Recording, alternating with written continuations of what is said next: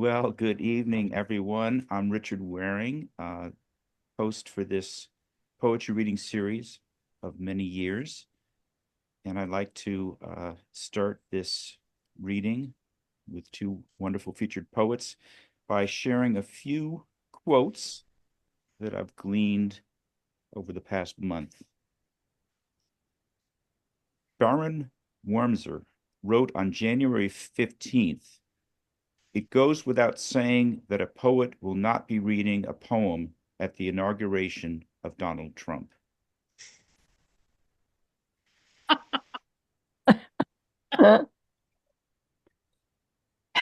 Poet and fellow president Jimmy Carter said, "Being president is as difficult as writing the perfect poem." And that was a real character shift that I just made there. Moving on to musical analogies, Dizzy Gillespie said, "It's taken me all my life to learn what not to play." Wow. And I take from that what words I should not use in a poem. Less can be more. Charlie Parker said, "If you don't live it, it won't come out of your horn." If something Stanley Kunitz said, "To write the poem, sometimes you have to become the person that can write that poem." Lastly, in the musical genre, Sinead O'Connor said, "They tried to bury me.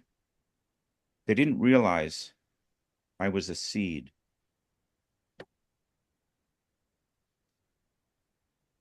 And finally, Mark Twain observed that the difference between the right word and the almost right word is the difference between the lightning bug and the lightning.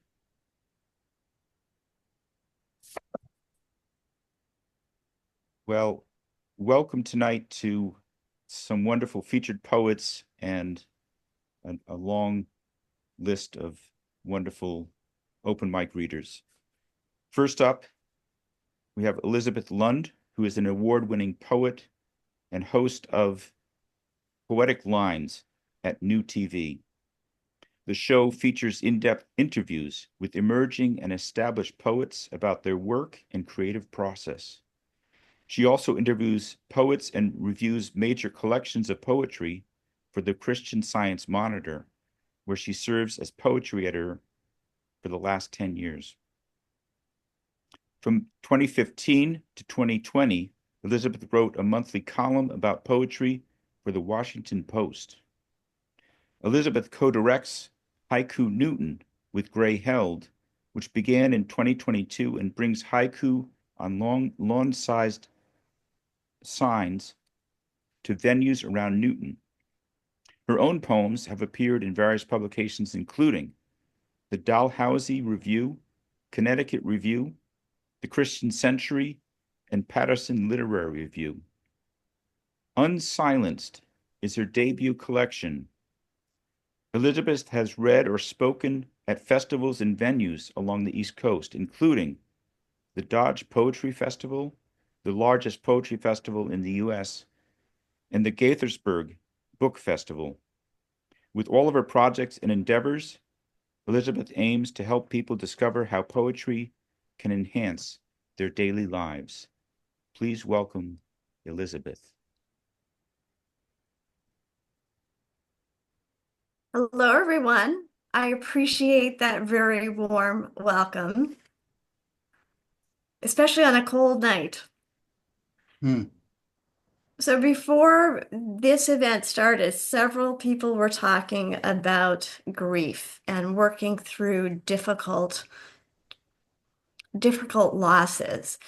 The poems that I'm going to read for you tonight are from my collection Unsilenced, which deals with domestic violence from a number of different angles. This is not a collection I ever planned to write or wanted to write, but my beloved Aunt Elaine was shot and killed in 2011 by her husband of 40 plus years. Mm, Um, And so that left family members with a lot of questions. Why had he done it? Why did she stay? Was there anything I could have done to prevent that? mm, So mhm, I'm going to start with a poem that asks some of those questions. Remembering Elaine. One great blue heron punctuates the shore, huddling in first snow. What keeps this steel-eyed juvenile here, weeks after the others have flown? Gray on gray, she stands like a wrought iron question mark. What does she read in the tinfoil sky, its indecipherable script? Does she stand, like me, awaiting a sign? Has she hunkered too far down? How do winged creatures lose their lift, their bold exclamation point? One could say the sky turns a deaf ear, that some stories are meant to trail off.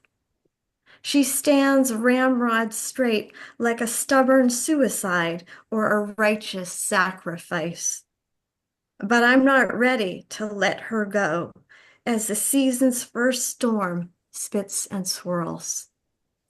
wow. mm,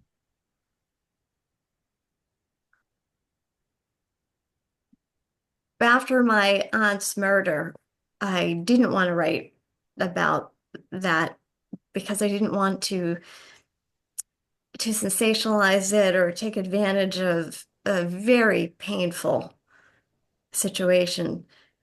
But as many of you can probably relate, sometimes when you're struggling with something, the only way to deal with it is to write a poem. So several months after my aunt's death, I wrote a poem and felt a little bit better. And then over the course of many months, one poem after another came about.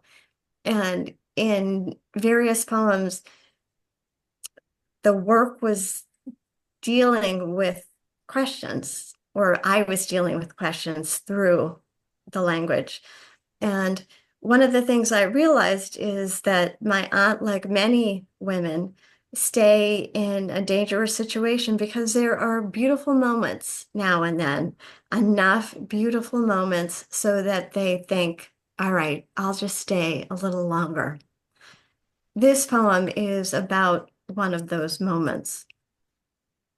That Sunday, five of us bounced in the car while he lowered himself down. To the lake, he said, tossing a kiss while honking the horn. She looked like a sunflower, face turned toward the warmth. Periwinkle sky swallowed us all as we rolled out the yard. For years, she held that moment. Her perfect husband once. mm. Wow. Wow, indeed. I volunteered at MCI Framingham, the women's prison here in Massachusetts, for 10 years.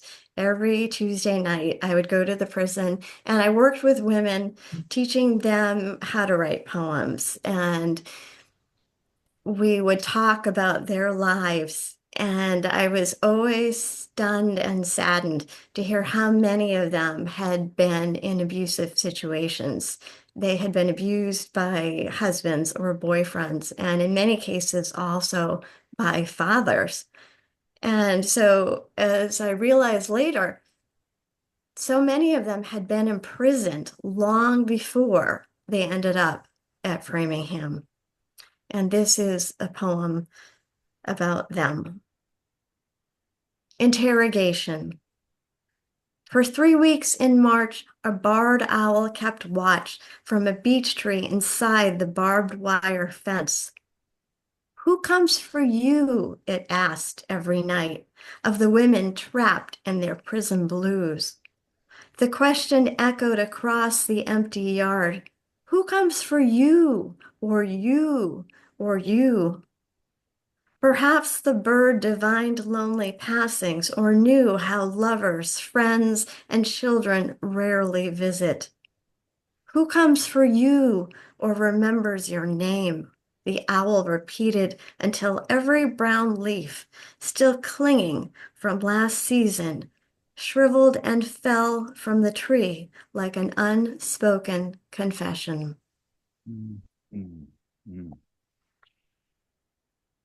mm, My book is broken into three sections. The first one deals with my aunt's passing, and the second one focuses on the women that I met at the prison and other women who have experienced domestic violence. So I'm going to read a series of four short poems that give voice to some of the stories those women told me. Her one complaint. No one ever told me I'd married Beelzebub. mm, Never warned serpent's tongue starts to sound like yourself. Stupid, worthless wench, he says, lucky that I love you. Deception coils slowly, fork-tongued tempter, liar. He stops talking, I chime in. Stupid, worthless woman. Johnny Walker. Call it the good girl addiction, loved to rescue my man. Each time he walked across train tracks, warmth rose up, slid down. The burn became sweeter, deeper, when he turned toward the train's two bright eyes.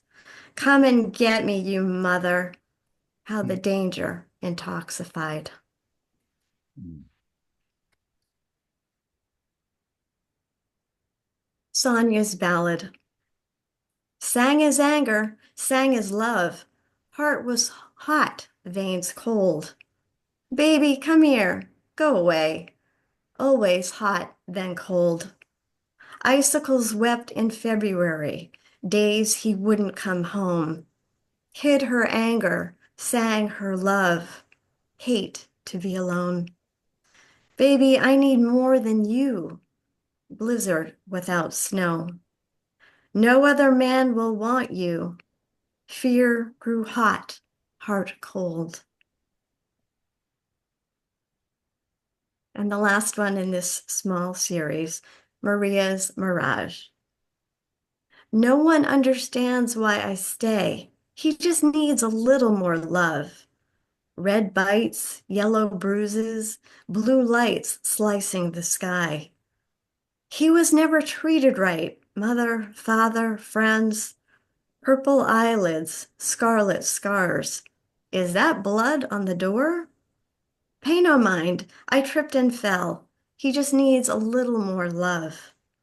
Other women shift in their seats. Sister, why can't you open your eyes?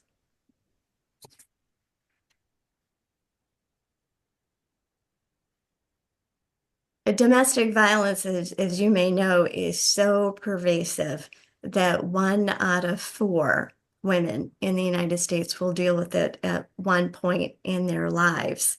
And when I was in graduate school, I had just a touch of that because I was engaged to someone who seemed very, very charming until I had the ring on my finger. And after that, everything changed. So Mm, this poem is about my experience and what I wish that I could have told my aunt before she died. mm, Secret. I should have told her. I escaped. 2 a.m. he was beating my door. I woke to see two gauzy figures. There was no moon that night. The banging rose. I'll rip you apart. The safety chain, and I groaned. Help me. I cannot breathe. My words tangled like the sheets. I never told her or anyone. One figure stayed at the foot of the bed, the other by my side, my phone in the other room. I should have told her I escaped. You can too. Don't continue to hide. One specter stood sentry at the door, the other covered my eyes. Mm. When I was writing the poems in this book, there was a disconnect between the sections until owls started to appear in the poems, and they brought everything together, possibly because they were able to see and say things that the humans in the poems couldn't see or say for themselves. Mm. Mm-hmm. Flight. Owl knows the stair you leave is the one that creaks. Step off, step off. Let your whole life speak.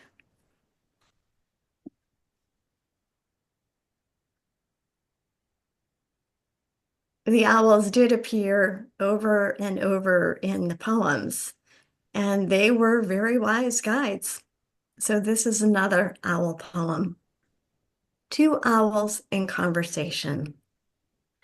Like Minerva, she tried to love them both, arguing in the trees. This is my home, called the first. I own these hills and fields. The second defended stolen turf. Your world belongs to me. Birches, pines, slowly bent, seduction filling the dark. She and I will soar all night. No, she will hide with me. The two debated like philosophers still trapped in that old cave. Shadows are my reality. Mine is a cloudless sky. One voice crept, the other soared, each suitor hoot-hooing his say. When did she learn that one must choose? How did she decide?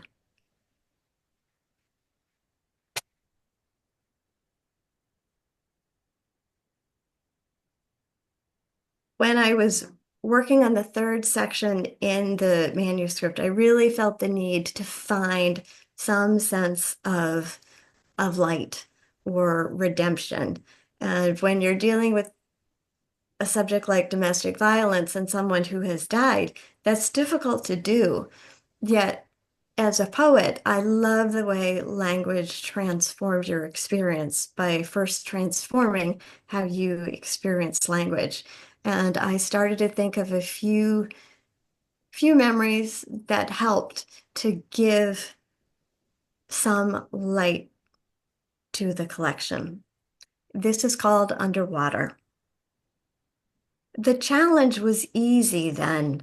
Dive off the boat at high tide, swim down, down till you touch the white sand, then translate the messages signaled from above. I remember sitting on the bottom, watching the greenish sun wobble or trade one shape for another until the sky became a watercolor map only my cousin and I could decipher. Each wave made the thin paint shimmer, another wash of light rippling across the canvas. Nothing looked the way it should, and sounds like poorly aimed arrows deflected off the surface. Yet when she leaned over the side of the boat, arms waving like seaweed, I knew what she meant. Stay there. Go this way. I'm the queen. We didn't need words, not when an invisible chain ran from boat to sand, a family secret that flowed through our veins, an ancient script tattooed on our fingers long before we were born. Soon enough, my lungs would burn and I'd kick toward the surface, reclaiming the world of sound. Salt never stung, as I recall, until I broke through the swells. The sky is mine. I own the sun. Hold your breath. Hold it. We understood metaphor then. I think I'll close with that one. Hmm.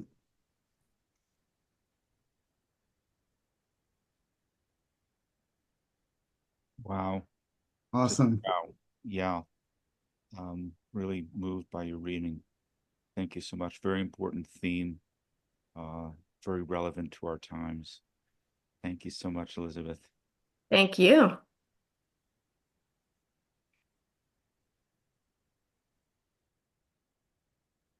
Okay. Up next, we have, well, let me first interject and say that next month, we're going to have Linda Carney Goodrich and Kathy Whitham. So I look forward to that reading next month, which is March 7th.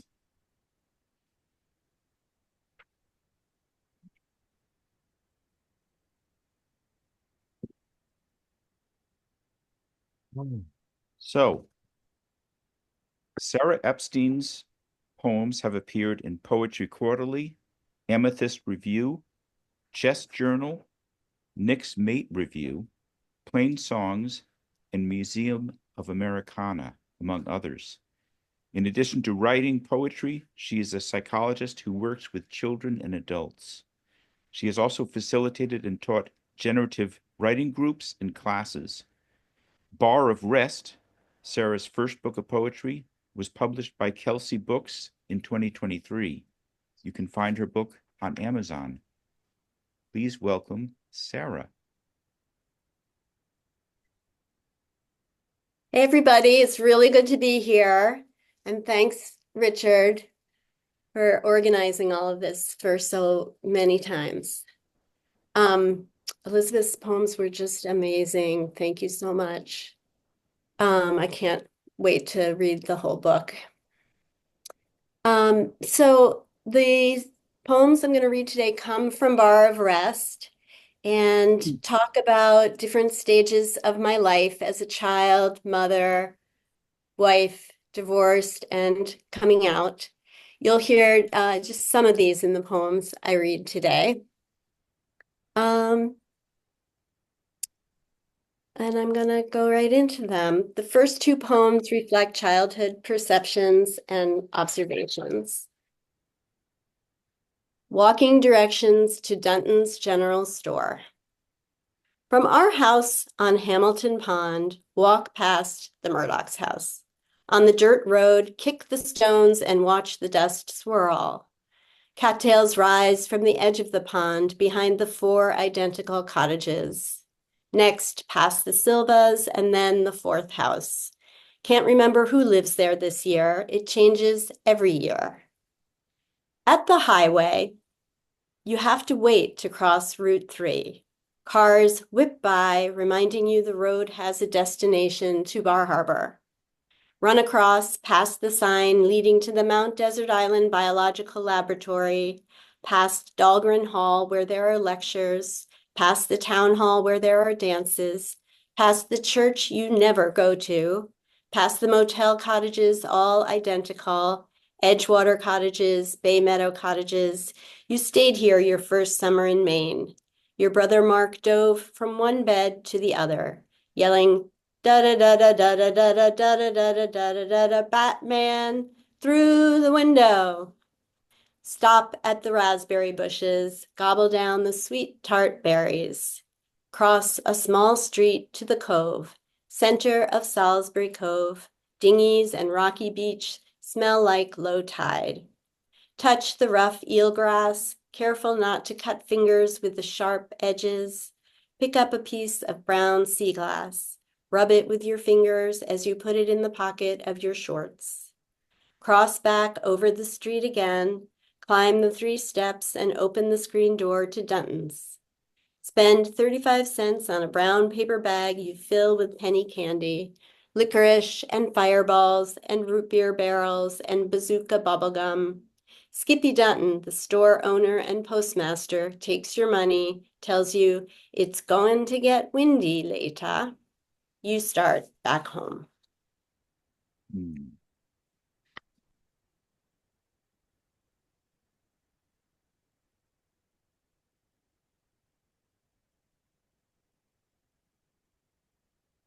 Kitchen table rounds. You play it around the kitchen table, the big, round, white, laminated table. Your father presents the case. The symptoms are some of the clues you must use to solve the mystery. Electrolytes out of whack, fatigue. Along with the presentation of the patient, your father enacts. Morose. The cadence of the voice, deep and slow. Description of the face, eyes downcast, droopy. The gait, slow. The family input, a change, a loss. The false diagnoses that had led to the consultation with the expert, your father, drugs, kidney disease.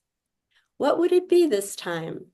Good guesses are surreptitious vomiting, now called bulimia, or hypothyroidism, my favorites. Outcome of the game. 3 out of 4 children who play this game will go to medical school, inspired by the mystery and theatricality of their father's games, by his coming alive as he solves the mysteries that save lives. The 4th will become a psychologist, fascinated by the self-destructive aspects in her father's stories, then a writer, realizing that it is the stories themselves that make her come alive.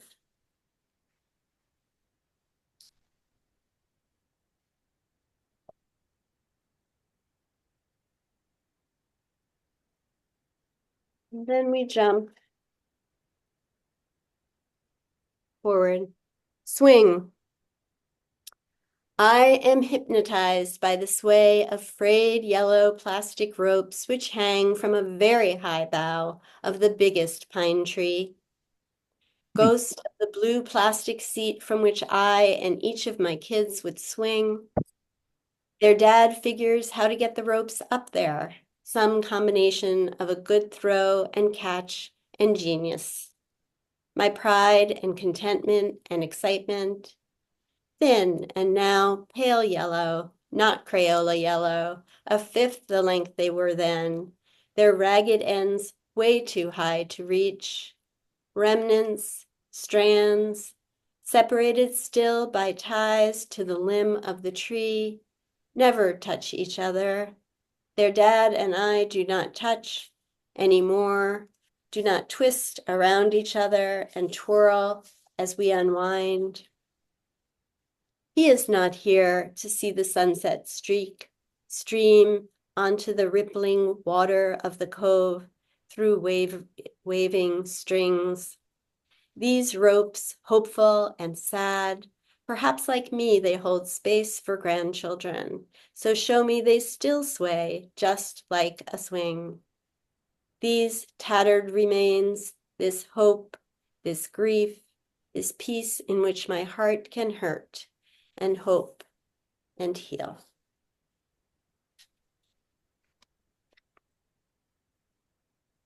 Now I'm going to a more basic primal place, and then I'll go to the thoughts of a 14-year-old.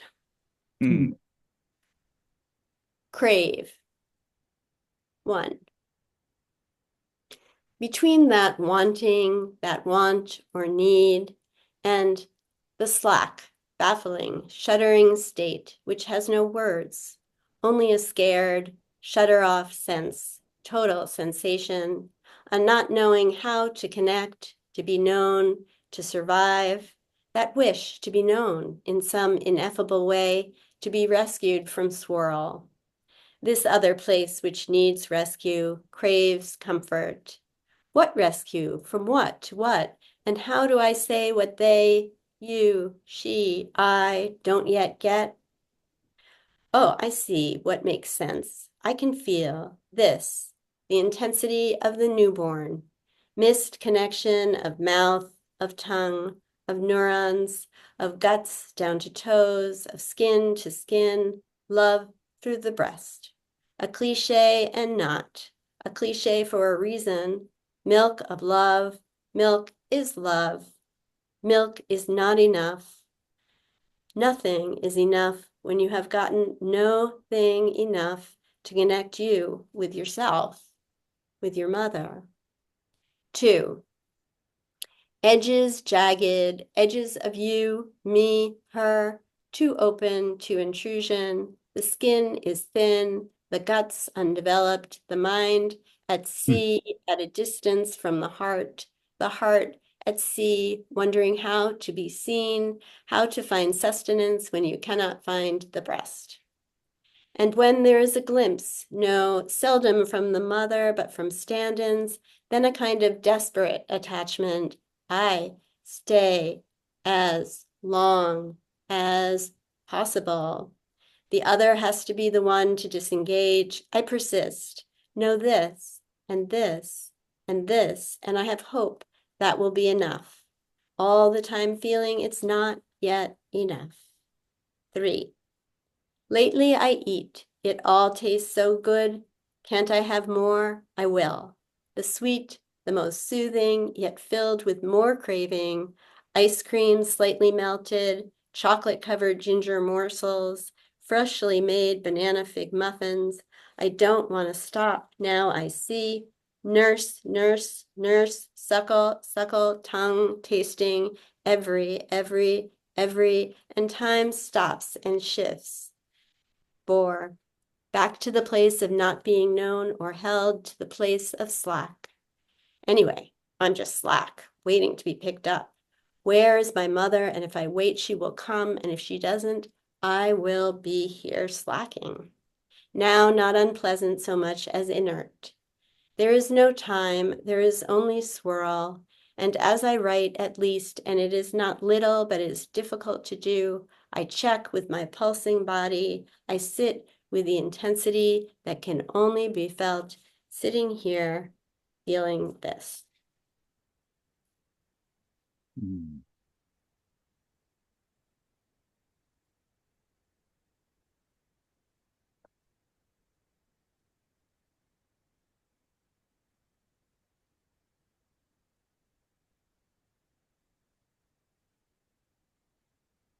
I'll just say that that is not a permanent state, that poem. Moods, 14 years old.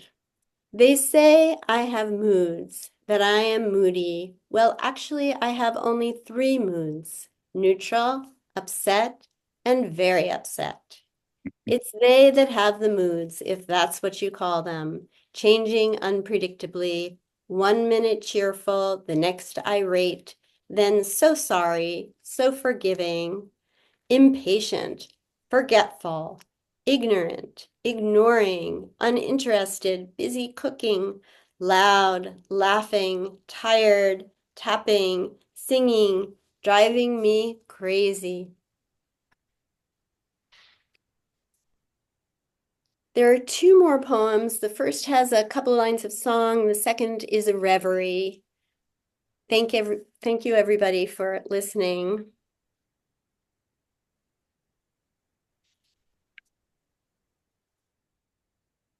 Image upon waking at 4 a.m.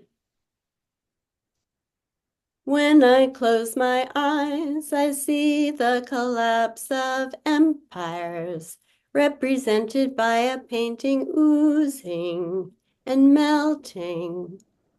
A Klimt painting melting and congealing on the canvas, sadly deteriorating. I tell myself that spring will come, that you will return, that you will get better, and so improbably will my mood, if not the outcome of the world. The alternative is grim, toothpaste and red paint smears with a smatter of blue and gold. When I close my eyes, I see the collapse of empires, represented by a painting oozing. When I close my eyes, when I close my eyes, when I close my eyes. It is a frantic refrain that I sing as if that can change the outcome, as if I am Regina Spektor, as if I can wake up. I open my eyes and write it all down to get it out of my head.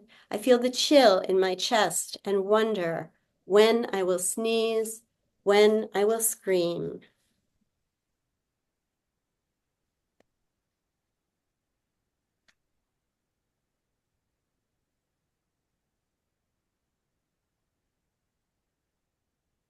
There's the reverie. And it has a line about sex change operations, I say, and now you would call them gender affirming surgeries, but when I wrote it, that's how it is in the poem.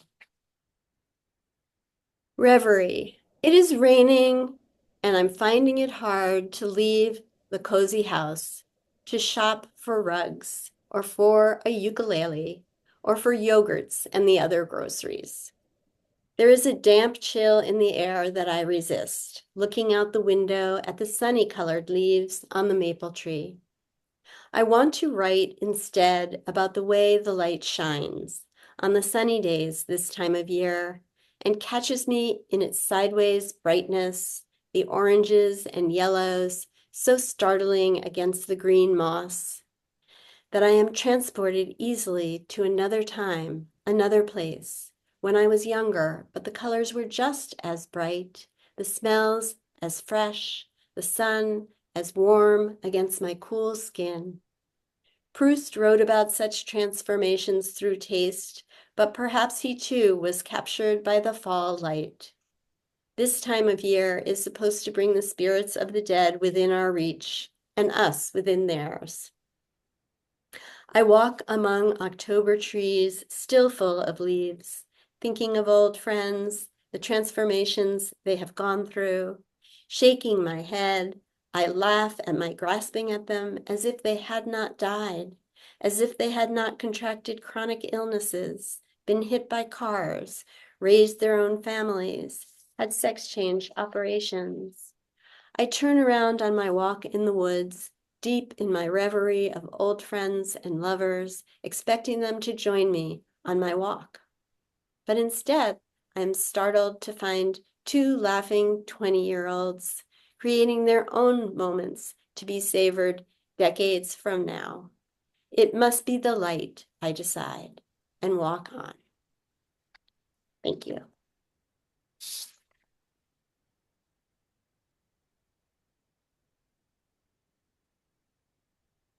So very amazing. Just love what you've done. And it's always great when someone sings because poetry is an oral tradition, a very kissing cousin to music. Many poems were originally meant to be sung, so I really enjoyed that as well. Thank you so much. Thank you.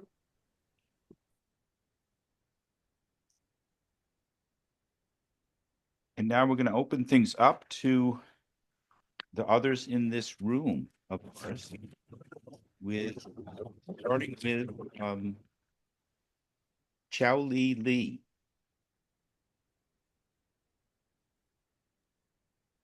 Thank you, Richard.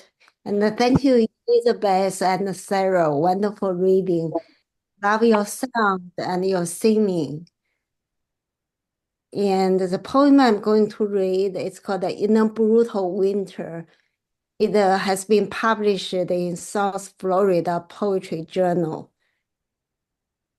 In a brutal winter, the war has no eyes or ears, no electricity, no glass windows, no his whisper, only months ago, before fighting in the front line, only fragmented buildings, only a candle's flame, only empty air to hug. She knew their goodbye could be the last one, had prayed for his return, only a child of indigo passion from his preserved sperm. It will be out of death, humming for those broken. Only thunder cracks the gray sky, but not her will to have, not just one, as many children as possible, of his, theirs, as urgent as one. I was born into this world right after my parents survived the forgotten war. Only luxury of choice, of wanting babies. May those new lives be the green sea, washing away ashes. Thank you. Wow. Thank you so much. Amazing poem and a background that I think will not be beat tonight. Lovely. Thank you. Up next, please welcome John Engstrom. Hello, friends. Thank you to Elizabeth and Sara for really beautiful work. This poem is about science. It's called Transthoracic Echo. My heart pounding sounds like 1, a sea monster gargling mouthwash. 2, toilet water sucking and slurping as you go at it with a rubber plunger. 3, the steady lap and overlap of waves against a dry dock. 4, blood red water rapids. 5, shaman drums, deep and booming across landscapes. 6, a science documentary about a poet's aorta accompanied by an Aeolian harp. Myth time, present time, historical time. I watch my heart throbbing on a screen in black and white. The grainy image jitters and jumps. I pretend it is an abstract 20s film made by a surrealist. Then I pretend it is I Love Lucy, then Bullwinkle. The heart is not a lonely hunter. The heart is TV for lonely kids. Wow. Thank you, John. My pleasure. Up next, please welcome Lee Varon. Wow, what a wonderful reading. So I was given a prompt to write poems that were like restaurant reviews. And this has an epigraph. It's to my trans son and his non-binary wife on a cross-country road trip. They make a wrong turn on a dirt road, Montana. Everyone came out of their houses to stare. When they reached dead end, had to turn around, they drove back. Everyone stared again. Finally reached the diner. Bell tinkles, a door opens as they walk in through rifles on pickups, shotguns, Great Plains, Stalker, Savage 110, Hunter against walls. A blue-black Ruger on the counter, guns strapped to on body. Everyone turned their heads. Bell jingles loudly. Did they order anything? Was it near Echo Lake or were voices echoing? The trout, huckleberry pie. They gave them 5 stars. Thank you. Very nice. Thank you. Thank you, Lee. Please welcome David Miller. Oh, hey, everybody. Sara, really glad to hear you again, reading again. And Elizabeth, I haven't had a chance to hear you read any work before. So I'm really glad. That's really a pleasure. Thank you. Well, here we are. So this is titled A Center, I Thought. The old pull chain breaks from the overhead hallway light. In danger on the ladder's top step, we replace the fixture, wait for the new chain to snap. One patch of iced snow remains frozen after the general melt. There may not be a nearby fence to grab when footing fails. Slippery soaped dinner plate escapes my grip. One of 2 matching tumblers shatters in the sink. This is like saying, the other will also break. Ordinary entropy, happenings without intention or moral quality. Raindrops through a tiny fissure, the house's subsequent collapse. Trash fire on the subway track. The force that withdraws green from the leaves. An August sidewalk edged with crisped, curled leaves. I've read about someone who hates metaphor, therefore poetry. No, lies. One thing is not another thing. Snow is not a blanket. Dawn has no fingers, rosy or otherwise. I invite that person to consider the present existence of a man who is chaos.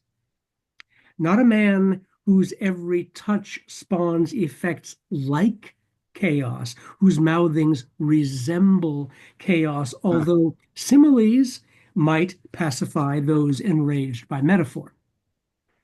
But in fact, perhaps it's no figure of speech to declare this man is himself the body of entropy, elected to preside over my only home country. Matter at the lip of a black hole. Maggots breathing in a left open bucket of food scraps. One tire, lacerated by a finishing nail, somehow dropped on the highway. Thanks. Thank you, David. Gemme.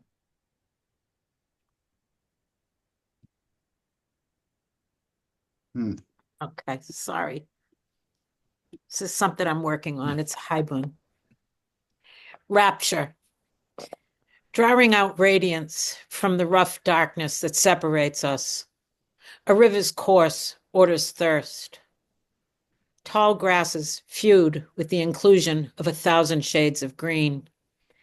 In what is not equity, a yield from seed is food, not greed. A field of oat wields the power of breath.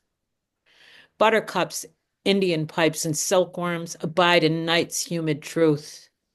Stone stacks up like a petulant tyrant's treasury.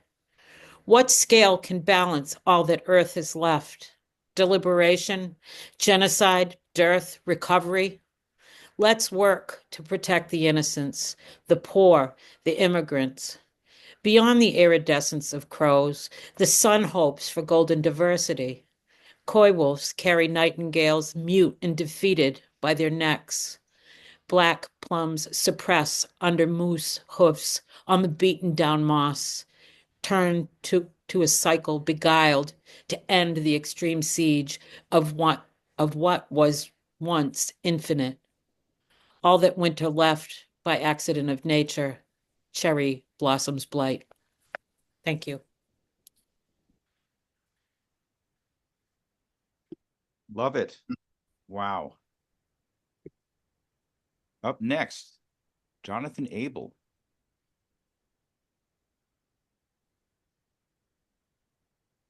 Well, it's been a great night. Thank you, Richard, for organizing this. And wow. Night. The bed so cold, I've left the window open in case you come back. Your flyaway hair and the weight of your thighs are only breath. You flailed in your sleep, introduced your elbow or knee to my chest, left no bruises. But I took as little room as I could, thought I could be as nice as chocolate. Still, you flew away, unentangled, indifferent. I let long February all alone into my bedroom. Gorgeous, gorgeous. Up next, Kathy Whitham, who will be featured next month. Exciting. Thank you to both poets tonight. I found they were both engaging and in such different and unique ways, but I was taken into both of them. It was really lovely. All right, this is one of my favorite forms, Pantoum, and it's called A Child Knows. A child knows. The kitchen table is crowded with silence, held together by a fluorescent circle of light. When there's love but no room, confusion becomes orientation. Held together by a fluorescent circle of light, green beans on the table lose heat, waiting. Confusion becomes orientation. No one quite arrives. Green beans on the table lose heat waiting to go where they belong. No one quite arrives. A child knows to go where they belong. The kitchen table is crowded with silence. A child knows when there's love, but no room. Wow. Mhm. And now please welcome Robbie Gamble. Oh, Everybody, Elizabeth and Sarah, those are really extraordinary poems. Can you, there I am. Hi, everybody. Those are amazing poems. It's wonderful to be a part of this tonight. So this is a fairly recent poem. It's called The She-Bear. The she-bear is splayed, torn and still in the highway median.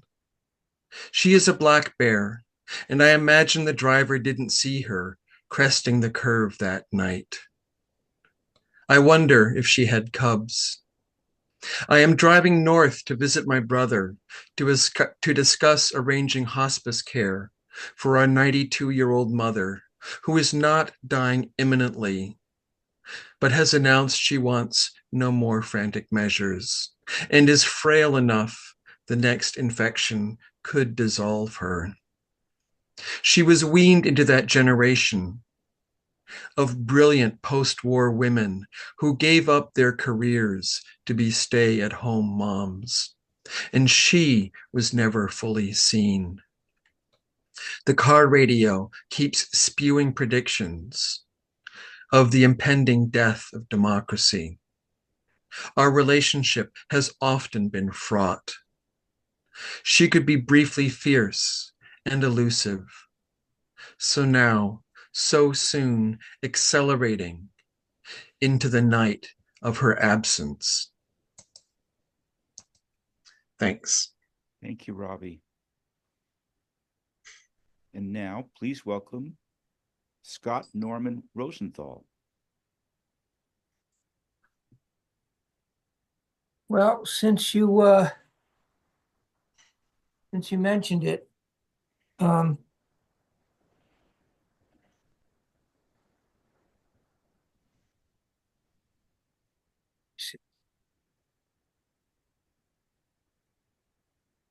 I've left off port side brawling, I've left off steamy siren dreaming. Shores rise through the morning's tide, a sailor comes home from the sea. Swells of road we run along, we'll be spinning wheels for speed. Before we reach that old front gate, sure a sailor's turned in from the sea. Tell of strange, tell of heathen land, tell of great monstrosity. Smiles and frowns round every word as the sailor winds in from the sea. There is this earth, these very hills, roads may come to be. Far fair wind ascend along, a sailor does home from the sea. Thank you, Scott. Wonderful. And so great to have some memorized piece, which is something I find very difficult to do. I used to have 99% of what I composed memorized. Wow. Wow. Mm. But since about 2008, I've not been able to keep up with it. Well, kudos on the music. Thank you. That ballad was 40 odd years old. Wow. Ingrained. And now, Thrassos Calligas. Hi, can you hear me okay? Yes. Yeah, so thanks to everybody who read. I enjoyed the poems. My poem is called Geology. My son has become an expert in layers, an orderly world of strata. In his textbook, I discover occult tales of zircon-bearing deltaic depositions and perturbations of gastropods grazing, which improbably huge slugs, wide as truck tires, form busy, crisscrossing trails, a Cambrian traffic jam, fossilized. To see them clearly, you must wet the slab. I like the order and the permanence, unlike the daily confusion of children growing up, mastering the layered communications of their parents and leaving.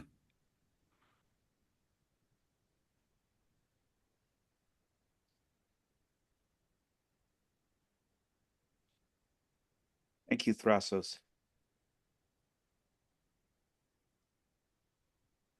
I will wrap things up with a poem called Back to Cabo. If I go back to Cabo San Lucas, it won't be for the fish tacos within the sound of the sea as peddlers try to sell us the shell necklaces they place around our necks. No, even the roving mariachi can't conjure us back up as we dine on calamari caught only hours ago. When the rooster crows, even before dawn, no pillow will be soft enough to cushion the blow that you are gone. Iguanas will continue to sneeze salt from their noses and occupy the contours of Mermaid Beach while you are not there. Pelicans will make their 60-mile-an-hour dives for even fresher fish to line their commodious bellies, as you were once so alive that the sea could never swallow you. I dove right in, scuba gear and all. That sandy smile as wide as a school of barracuda, gentle as cuttlefish, me a lovesick eel, our kisses in waves where nothing could separate us until death did us part.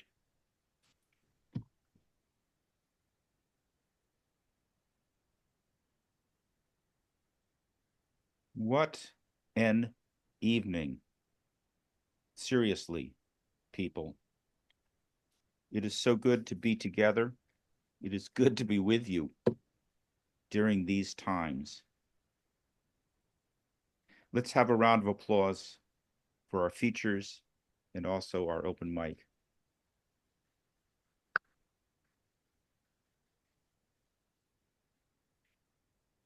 Questions, anyone? Comments or the like? Well, I think things like this are an antidote for these trying times. Yes, indeed. Yes, indeed. Thank you. And Elizabeth, I commend you on your work at Framingham. It takes a huge amount of empathy. I just recently read a book called Shakespeare Behind Bars by Jean Trustein, and it was amazing what she could do with all these plays that have to do with things that people do to one another. There's all kinds of crimes in Shakespeare that can be explored and bring relevancy to a prison population.